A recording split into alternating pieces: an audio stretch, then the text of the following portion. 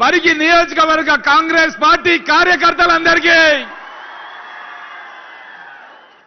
అదే విధంగా మన పక్క నియోజకవర్గాలైనటువంటి మన వికారాబాద్ అదే విధంగా చేవెళ్ళ తాండూర్ కొడంగల్ నియోజకవర్గాల నుంచి పెద్ద ఎత్తున తరలి వచ్చినటువంటి ప్రజలకందరూ కూడా పేరు పేరున నమస్కారాలు తెలియజేస్తున్నాను. ఈ రోజు ఒక పవిత్రమైన దినోత్సవం. గతంలో కె చంద్రశేఖరరావు రాక్షస పాలన కొనసాగుతున్న సందర్భం లోపల మన గౌరవ ముఖ్యమంత్రి రేవంత్ రెడ్డి గారు అటు కేంద్రంలో బీజేపీ ప్రభుత్వం రైతు వ్యతిరేక విధానాలు ప్రారంభిస్తుంటే రైతు వ్యతిరేక చట్టాలు తయారు చేస్తే రైతాంగానికి బాసటగా నిలవాలి, దేశవ్యాప్తంగా మనం కూడా రాహుల్ గాంధీ గారికి మద్దతుగా నిలబడాలి. మన అచ్చంపేట నుంచి ఒక పాదయాత్ర ప్రారంభించిండు.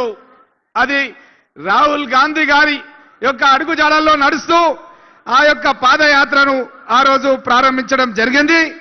ఈ యొక్క పాదయాత్రకు దేశవ్యాప్తంగా రైతులు రైతు సంఘాల నుంచి వచ్చినటువంటి వ్యతిరేకత మూలంగా ఆ రోజు ఉన్నటువంటి బీజేపీ ప్రభుత్వం ఆ రైతు వ్యతిరేక నల్ల చట్టాలను కూడా వాళ్ళు వాపస్ తీసుకోవడంలో మన రాష్ట్రం తరఫున మన వంతు పాత్ర కూడా మన గౌరవ ముఖ్యమంత్రి ఆ రోజు ప్రతిపక్షంలో ఉండి కూడా పోరాటం చేయడం జరిగిందన్న విషయాన్ని కూడా ఒకసారి ఈ రోజు ఫిబ్రవరి 7వ తేదీ గురించి మనమందరం కూడా గుర్తుపెట్టుకోవాలి చరిత్రలో అన్న విషయాన్ని కూడా తెలియజేస్తూ, అదేవిధంగా ముఖ్యంగా మన ప్రాంతం నుంచి గత 30 సంవత్సరాల నుంచి మన ప్రాంతం నుంచి ఎన్నో అభివృద్ధి కార్యక్రమాలు చేయాలని మన ప్రాంతంలో ఉన్నటువంటి ఈ నియోజకవర్గాల అభివృద్ధికి గత ప్రభుత్వాలు ఏదో విధంగా అడ్డుకట్ట వేయడం అన్నది మనం చూస్తున్నాం.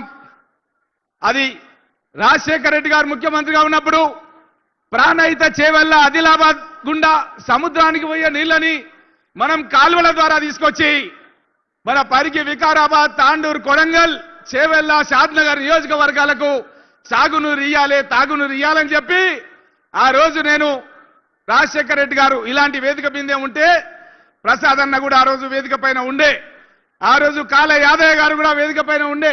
నేను ఆ రోజు మీటింగ్ లో అడిగి కాంగ్రెస్ పార్టీ కార్యకర్తలందరూ కూడా వికారాబాద్ బ్లాక్ గ్రౌండ్ లో వాళ్ళు కూడా స్లోగన్స్ ఇస్తే ఆ రోజు రాజశేఖర రెడ్డి గారు అన్నారు, రామ్మోహన్ అడుగుతున్నాడు ప్రాణహిత చేవెళ్ళ వరకే కాదు పరిగి వికారాబాద్ ప్రాంతాలకు పొడిగిస్తామని చెప్పి ఆ రోజు రాజశేఖర రెడ్డి గారు ప్రకటన చేయడం జరిగింది.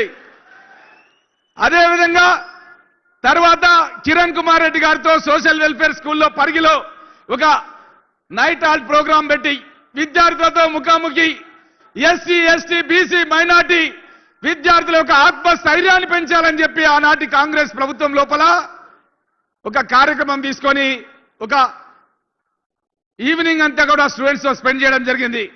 ఆ రోజు పాలమూరు రంగారెడ్డికి సంబంధించింది కూడా పనులు మన ప్రాంతంలో జరుగుతాయని చెప్పి కూడా అప్పటి ముఖ్యమంత్రి కిరణ్ కుమార్ రెడ్డి గారు కూడా జీవో ఇచ్చి ఆదేశాలు ఇవ్వడం జరిగింది. నేను ఒక ఉస్మానియా యూనివర్సిటీ నుంచి డాక్టరేట్ తీసుకొని ఎంబీఏ చదివినటువంటి వ్యక్తిని. నాకు ఎంబీఏలో మన ఇన్ఛార్జ్ మినిస్టర్ శ్రీధర్ బాబు వాళ్ళ అన్న శ్రీనాథ్ నా క్లాస్మేట్. మేమంతా కూడా ఎప్పుడు అప్పటి నుంచి చిన్నప్పటి నుంచి కూడా శ్రీధర్ బాబు గారు నాకు పరిచయం. అయితే ఒక పిహెచ్డి రీసెర్చ్ స్కాలర్ గా నా పరిగి నియోజకవర్గాన్ని అన్ని రంగాల్లో కూడా అభివృద్ధి చేయాలి, విద్య ఉపాధి వైద్య వ్యవసాయ పారిశ్రామిక రంగాల్లో కూడా అభివృద్ధి చేయాలని నా యొక్క కోరిక. గత 18-20 ఏళ్ల నుంచి ఆ తపనతో నేను ఎన్నో కార్యక్రమాలు తీసుకున్నాను. ఒక రైతు బిడ్డగా మా నాన్న హైదరాబాద్ జిల్లా సహకార కేంద్ర బ్యాంకులో రామకృష్ణారెడ్డి గారు డైరెక్టర్ గా పనిచేయడం జరిగింది. కమతం రామరెడ్డి గారు, కమతం జగన్మోహన్ రెడ్డి గారు నా సమీప బంధువులు, వాళ్ళ పిల్లలు కూడా ఇక్కడే ఉన్నారు. వారి వారసత్వాన్ని తీసుకొని మన నియోజకవర్గాన్ని అన్ని రంగాల్లో కూడా అభివృద్ధి చేయాలనే తపనతో నేను పనిచేస్తున్నటువంటి వ్యక్తిని. కానీ గత ప్రభుత్వం ముఖ్యంగా బీఆర్ఎస్ ప్రభుత్వం చేసింది ఏంటంటే ప్రాణహిత చేవెళ్లను ట్రాన్స్ట్రా ఇండియా కంపెనీకి ఆల్రెడీ టెండర్లు పిలిచినటువంటి పనులను రద్దు చేసింది. అప్పుడు యాదయ్య గారు నేను చందిప్ప దగ్గరికి పోయి చూసొచ్చినాం. అండర్ గ్రౌండ్ టన్నల్ లోపల కిలోమీటర్ల కొద్ది పనులు జరిగితే ఆ పనులన్నీ కూడా రద్దు చేసింది. కొండపోచమ్మ అనే రిజర్వాయర్ అసలు లేనే లేదు, కొత్త రిజర్వాయర్ నిర్మాణం చేసుకున్నారు వాళ్ళు. మన ప్రాంతానికి మన నోటి దగ్గర వచ్చినటువంటి అన్నాన్ని కొట్టిపడేసింది ఎవరంటే కె చంద్రశేఖరరావు, హరీష్ రావు, కేటీఆర్లు. మన ప్రాంతానికి రావాల్సిన నిధులను వాళ్ళ ప్రాంతానికి తీసుకుపోయినరు.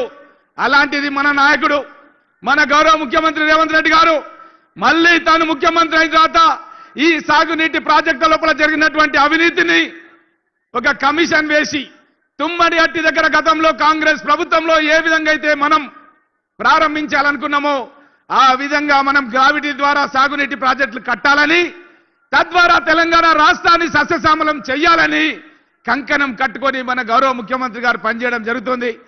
నా యొక్క కళ గోదావరి జలాలు ప్రాణైతే చెవెల ద్వారా కృష్ణా జలాలు కూడా వచ్చి కొందుర్గు పరిగి లక్ష్మీదేవపల్లి నా మిత్రుడు షాద్నగర్ శాసనసభ్యుడు శంకర్ మేము చాలాసార్లు చాలా వేదికలపైన మాట్లాడినాం. గౌరవ ముఖ్యమంత్రి గారు కూడా అక్కడ ఏదైతే ప్రాజెక్టు నిర్మాణం చేయాలనో అక్కడ ముఖ్యమంత్రి గారు కూడా అప్పుడు పిసిసి అధ్యక్షుడు హోదాలో రావడం జరిగింది. అదేవిధంగా ఉప ముఖ్యమంత్రి గారు కూడా బట్టి విక్రమార్క గారు కూడా రావడం జరిగింది. ఉత్తమ్ కుమార్ రెడ్డి గారు కూడా రావడం జరిగింది. మన యొక్క గవర్నర్ ప్రసంగంలో రాయడం జరిగింది. తప్పకుండా కొందుర్గు పరిగి లక్ష్మీదేవపల్లి ప్రాజెక్టు కడతామని చెప్పి మన గౌరవ ముఖ్యమంత్రి గారి ఆదేశాలతో గవర్నర్ ప్రసంగంలో చెప్పడం జరిగిందన్న విషయాన్ని కూడా రైతాంగానికి అందరూ కూడా తెలియజేస్తూ తప్పకుండా మన ప్రాంతానికి ఈ సాగునీటి ప్రాజెక్టులు గోదావరి కృష్ణా సంగమం ఈ యొక్క కొందుర్గు పరిగి గడ్డ మీద కడితే తెలంగాణ రాష్ట్ర వ్యాప్తంగా మనం రైతులందరికీ కూడా తాగునీరు సాగునీరు ఇచ్చే అవకాశం వస్తుంది. కాబట్టి ఈ ప్రాజెక్టును శాంక్షన్ చేయడానికి ఆల్రెడీ సాంకేతికంగా ఒప్పుకున్నారు. భూసేకరణ చేసి భవిష్యత్తు లోపల టెండర్లు పిలవాలని ముఖ్యమంత్రి గారికి నా యొక్క సూచన అన్న విషయాన్ని తెలియజేస్తూ అదేవిధంగా మన ప్రాంతానికి ఒక రైల్వే లైన్ రావాలని రైల్వే మినిస్టర్ మునియప్ప గారిని పరిగికి తీసుకొచ్చి ఒక మీటింగ్ పెట్టి 50% నిధులు తీసుకోవడం జరిగింది. ఆ యొక్క 50% నిధుల తర్వాత ఇంకా 50% కిరణ్ కుమార్ రెడ్డి గారు శాంక్షన్ చేయడం జరిగింది. ఆ రైల్వే లైన్ ని గతంలో ఉన్న ముఖ్యమంత్రి కేసీఆర్ తొక్కిపెట్టి దాన్ని సిద్దిపేటకు తరలించకపోయి సిద్దిపేట రైల్వే స్టేషన్ 23 సంవత్సరం లోపల వాళ్ళు ప్రారంభించుకున్నారు. ఈ విధంగా మన ప్రాంతానికి తీరని ద్రోహం చేస్తే మన గౌరవ ముఖ్యమంత్రి రేవంత్ రెడ్డి గారు కేంద్ర ప్రభుత్వంతో మాట్లాడి రైల్వే మినిస్టర్తో మాట్లాడి ప్రధానమంత్రి నరేంద్ర మోడీతో మాట్లాడి మేం భూసేకరణ డబ్బులు మేము చెల్లిస్తామని 450 కోట్ల రూపాయలు రాష్ట్ర ప్రభుత్వ క్యాబినెట్ లో ఆమోదం చెప్పి కేంద్ర ప్రభుత్వానికి పంపిస్తే మొన్న రైల్వే బడ్జెట్ లోపల వాళ్ళు మనకు తీరని అన్యాయం చేయడం జరిగింది. కేంద్ర ప్రభుత్వం అన్న విషయాన్ని బీజేపీ ప్రభుత్వం అన్న విషయాన్ని కూడా మీ దృష్టికి తెలియజేస్తూ తప్పకుండా బీజేపీ ప్రభుత్వం పైన పోరాటం చేసి మన యొక్క వికారాబాదు పరిగి కొడంగల్ నారాయణపేట్ మక్తల్ ఈ 5 నియోజకవర్గాలకు తప్పకుండా రైల్వే లైన్ తీసుకోవడానికి మన ముఖ్యమంత్రి గారు అహర్నిశలు పనిచేస్తున్నారన్న విషయాన్ని కూడా తెలియజేస్తూ అదేవిధంగా సాగునీటి విషయంలో కూడా ఇది పరిగిది ఒకటే కాదు పరిగి వికారాబాద్ తాండూరు కొడంగల్ మన అదేవిధంగా షాద్నగర్ చేవెళ్ల నియోజకవర్గాలకు కూడా సాగునీరు ఇచ్చే ప్రాజెక్టు మన ప్రాంతంలో ప్రతి నియోజకవర్గంలో 300 నుంచి 500 చెరువులు ఉన్నాయి. ఈ చెరువులలో మనం నీళ్లు నింపేస్తే మన యాసంగి పంటకు నీళ్లు వస్తాయనే విషయాన్ని కూడా తెలియజేస్తూ అదేవిధంగా అప్పా జంక్షన్ నుంచి మన్నెగూడ వరకు 4 లైన్ల రహదారి దానికి సంబంధించినటువంటి గ్రీన్ ట్రిబ్యునల్లో కేసు ఉంటే గతంలో పాలించినటువంటి మంత్రులు కానీ గతంలో పాలించిన ఎమ్మెల్యేలు కానీ ఎవరు కానీ దాన్ని పట్టించుకోకుంటే ఒకసారి నేను గౌరవ ముఖ్యమంత్రి గారు హెలికాప్టర్లో కొడంగల్కి పోతున్నప్పుడు మాటల మధ్యలో చర్చ వచ్చింది రోడ్డు గురించి. నేను ఈ విషయం గురించి మాట్లాడినప్పుడు నువ్వు వాళ్ళని తీసుకురా ఎవరైతే గ్రీన్ ట్రిబ్యునల్లో కేసు వేసిరో వాళ్ళని తీసుకురా మనం మాట్లాడి ఆ పరిష్కారం చేద్దామని చెప్పి గౌరవ ముఖ్యమంత్రి గారు చెప్పడం జరిగింది. తను చెప్పిన మాట ప్రకారం ఆ యొక్క గ్రీన్ ట్రిబ్యునల్లో వేసినటువంటి పర్యావరణ వేసిన కేసుని విత్డ్రా చేయించడం జరిగింది. ముఖ్యమంత్రి గారే వాళ్ళకి శాలువా కప్పి సన్మానం చేయడం జరిగింది. నేను అడుగుతున్న ఈ బీఆర్ఎస్ నాయకులను బీజేపీ నాయకులను మీరు గత 15-20 ఏళ్ల నుంచి ఏం చేసిర్రు? ఈ యొక్క రోడ్డు గురించి ఏం చేసిర్రు? 300 మంది రైతులు ఆత్మహత్యలు రైతులకు యాక్సిడెంట్స్ అయిపోయి చనిపోతే వాళ్ళ పిల్లలు కూడా దిక్కు దివనం లేక కొంతమంది ఆత్మహత్యలు చేసుకునే పరిస్థితి దాపరించింది. మా ముఖ్యమంత్రి గారు ప్రజల్లో ఉండే ముఖ్యమంత్రి ప్రజల గురించి ఆలోచించే ముఖ్యమంత్రి కాబట్టే ఈ యొక్క సమస్యలపైన దృష్టి పెట్టి పరిష్కారం చేయడం జరిగిందన్న విషయాన్ని కూడా తెలియజేస్తూ ఈ రైల్వే లైన్ కూడా తప్పకుండా భవిష్యత్తు లోపల సాధిస్తాం. అదేవిధంగా మన్నెగూడ నుంచి రావులపల్లి కూడా కేంద్ర ప్రభుత్వంతో మాట్లాడి నేషనల్ హైవే అథారిటీతో మాట్లాడి ఒక మంచి డిపిఆర్ కూడా శాంక్షన్ చేయించడం జరిగింది. తొందరలోనే టెండర్లు పిలిచి మన్నెగూడ నుంచి మన కొడంగల్ బార్డర్ లో ఉన్నటువంటి రావులపల్లి కూడా మనకు 4 లైన్ల రహదారి పూర్తవుతుంది. అదేవిధంగా గౌరవ ముఖ్యమంత్రి గారు ఒక రేడియల్ రోడ్డు కూడా మనకున్నటువంటి ఓఆర్ఆర్ నుంచి మన పరిగి మండలం గుండా దోమ మండలం గుండా ఉన్నటువంటి ఆర్ఎన్బి రోడ్స్ అన్ని కూడా మైలారం దగ్గర దిర్సంపల్లి దగ్గర అన్ని కూడా బ్రిడ్జ్ కూడా వచ్చి మన ప్రాంత వాసులు హైదరాబాద్ పోవాలంటే 40 నిమిషాలనే పరిగి నుంచి మనం ఔటర్ రింగ్ రోడ్ ఎక్కే విధంగా మన గౌరవ ముఖ్యమంత్రి రేవంత్ రెడ్డి గారు మనకు మంచి వరల్డ్ క్లాస్ రోడ్ శాంక్షన్ చేసినందుకు వారికి నేను ధన్యవాదాలు తెలియజేస్తున్నాను. ఇదే కాకుండా మన పరిగి నుంచి వికారాబాద్ పోవాలంటే 4 లైన్ల రహదారి శాంక్షన్ చేశారు ముఖ్యమంత్రి గారు. పరిగి నుంచి వికారాబాద్ కు 4 లైన్ల రహదారి శరవేగంగా ఈరోజు పనులు జరుగుతున్నాయి. ఎక్కడ చూసినా సరే బ్రిడ్జిలు కడుతున్నారు, ఎక్కడ చూసినా సరే జేసీబీలు టిప్పర్లు మీరు చూస్తున్నారు పరిగి నుంచి వికారాబాద్ కు. అదేవిధంగా పరిగి నుంచి షాద్నగర్ కూడా దానికి 4 లైన్ల రహదారి శాంక్షన్ చేయడం జరిగింది.